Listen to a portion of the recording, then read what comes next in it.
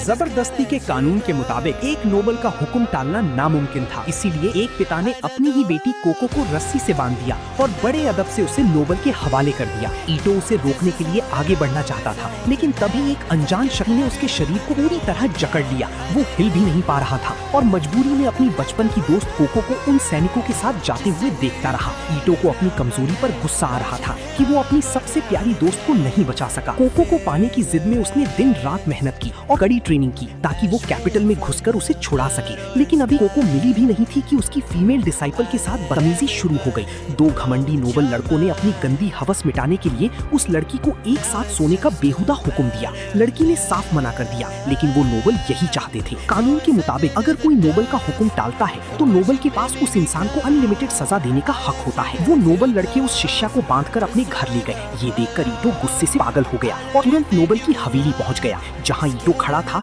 वहां बेड लगे हुए थे और नोबल लड़के उसकी शिष्या के साथ बदतमीजी करने की तैयारी में थे। मगर जैसे ही नोबल ने हिलो मत का हुक्म दिया, ईटो पर फिर से वही पुरानी शक्ति का दबाव बन गया। वो बस एक तरफ खड़ा तमाशा देखने पर मजबूर था। लेकिन जब उसने नोबल की वो गंदी हंसी और उसकी बदतमीजी देखी तो ईटो को यकीन हो गया कि ये इंसाफ नहीं है। उसे कानून की नाइंसाफी पर नफरत होने लगी। उसने याद किया कि कैसे उसने कोको को खोया था सिर्फ इसीलिए क्योंकि वो उस वक्त नहीं हिला था। अब उसने और इंतजार ना करने का फैसला किया। ईटो ने अपनी पूरी जान लगाकर तलवार पकड़ी, लेकिन वो अनजान शक्ति अब उसकी दाहिनी आंख में जमा होने लगी। ईटो समझ गया कि उसकी रुकावट का असली स्रोत उसकी अपनी आंख में है। उसने हिम्मत दिखाई और अपनी ही आंख को फोड़ डाला, जिससे वो बंधन टूट गया। अगले ही पल उसने अपनी तलवार चलाई और एक नोबल का हाथ काट दिया और उस जुर्म को होने से रोक दिया। लेकिन दूसरा नोबल अभी भी सही सलामत था और ईटो की इस हिम्मत से चिढ़ गया था। उसने उसकी थकावट का फायदा उठाया और दीवार पर तंगी तलवार उठाकर ईटो का सर काटने के लिए बढ़ा। ठीक उसी वक्त ईटो का दोस्त वहां पहुंच गया। उसने ना सिर्फ उस घमंडी नोबल की तलवार रोकी, बल्कि अपनी जबरदस्त ताकत से उस नोबल को मौत की घाट उतार दिया। इस तरह उस कमीने नोबल को उसके किए की सजा मिली